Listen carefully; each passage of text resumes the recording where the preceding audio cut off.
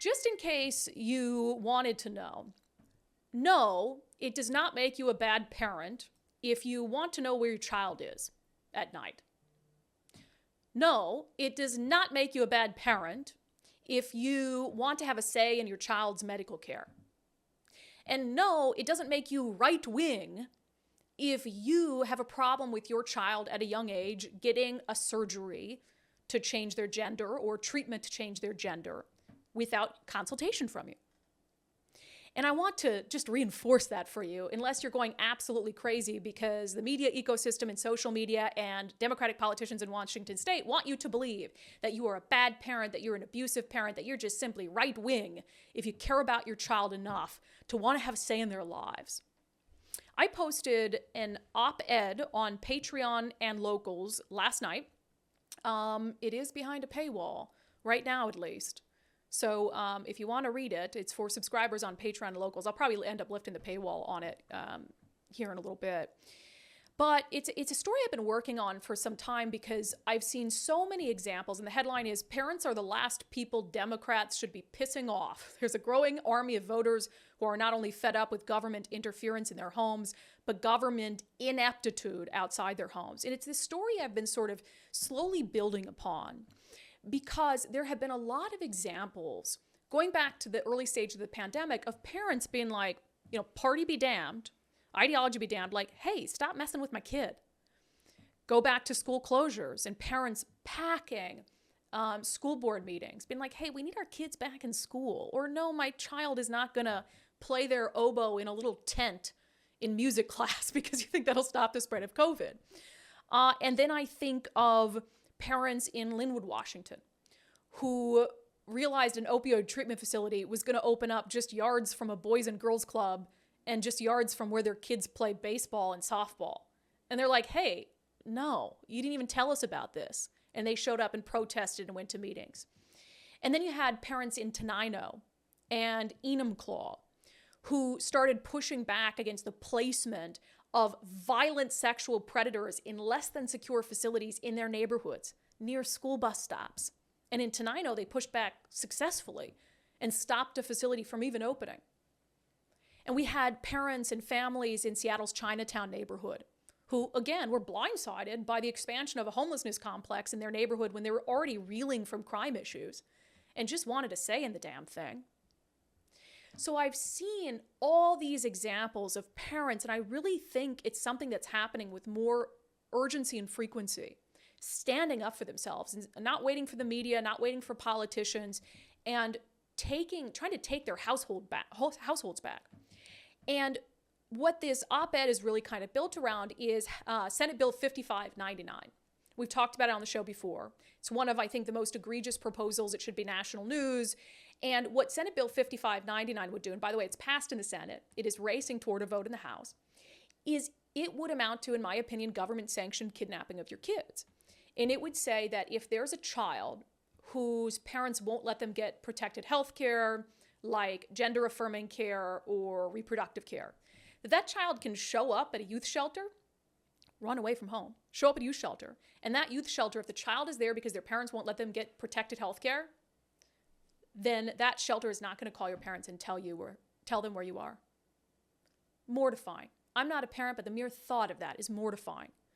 That my child could utter protected health care, run away from home because they're aggrieved over something, and then that shelter has the government's permission to hide my child from me. And so I'm thinking back to the 4,500 or so parents, most of them opposed to that bill, who signed up to do public testimony on it. And there is truly this, and I'll read from this article for you, my article here, if Nicole, you want to pop that up on the screen for folks. If you haven't read it yet, there, I think, has been all these examples of instances where there's this growing movement of parents that I think Democrats should be a little worried about. I write, from school closures to political activism in classrooms to handing medical decision-making over to minors, Democrats in Washington state have awakened the most determined force on earth, moms and dads who want to protect their kids. I go on in the story to talk a little bit about this indifference outside the home that these parents have as well. And, I think, and I've had a lot of feedback from parents on this story thus far, but in it, I talk about this growing army of voters who are not only fed up with government interference inside their homes, trying to take over parenting for them, but government ineptitude outside their homes. So here you are, parents in Washington State, and you're doing your best trying to care for your kid in your home, and then the government's like giving your child the ability to make medical decisions on their own. The government's giving your child the ability to run away from home if you don't agree with their medical decisions. And then you try to send your child out into the world. You've done your best to protect them at home, but sometimes they've got to leave the home to go to school and do all these things. And you have Democrats showing this callous indifference for the safety of children outside the home with some of these bills that they're pursuing.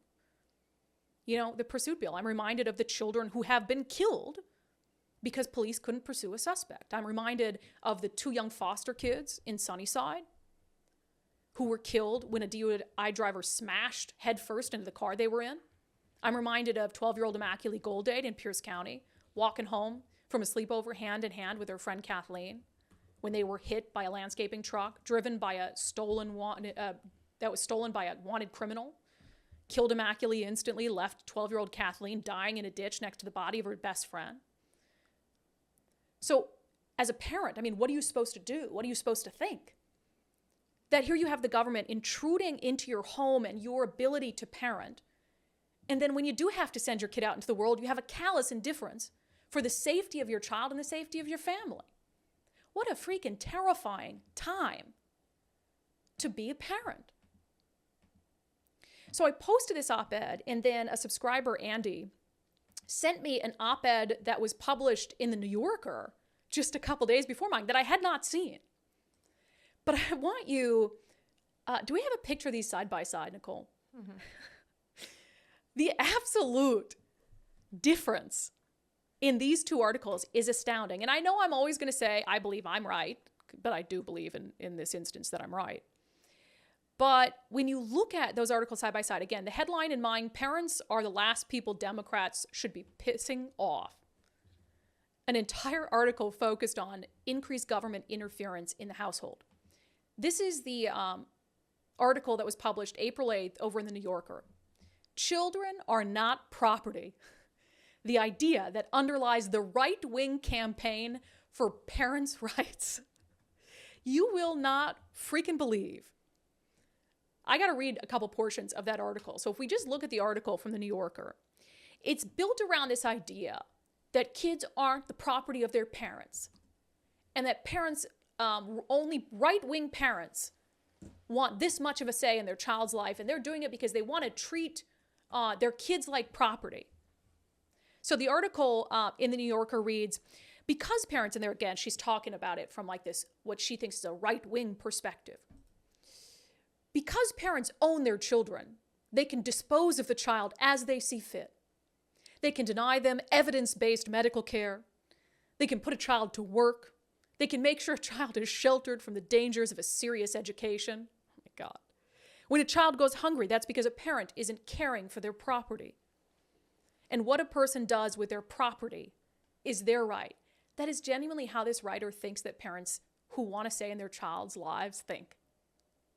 I'm not even a parent, and I'm so freaking offended by that. The article goes on to read, like any piece of property, a child has value to conservative activists. They are key to a future the conservative wants to win. Parental rights are merely one path to the total capture of state power and the imposition of an authoritarian hierarchy on us all. So it's no surprise that children have long been a fixation to the right wing. Can I just read a portion of that? Parental rights are merely one path to the total capture of state power and the imposition of an authoritarian hierarchy on all of us. So it's no surprise that children have long been a fixation to the right wing. You have got to be freaking kidding me. So a parent who has a problem with their child being able to run away to a shelter and then their location being hidden from them is a right-wing ideology, is part of some right-wing effort to take total control of families?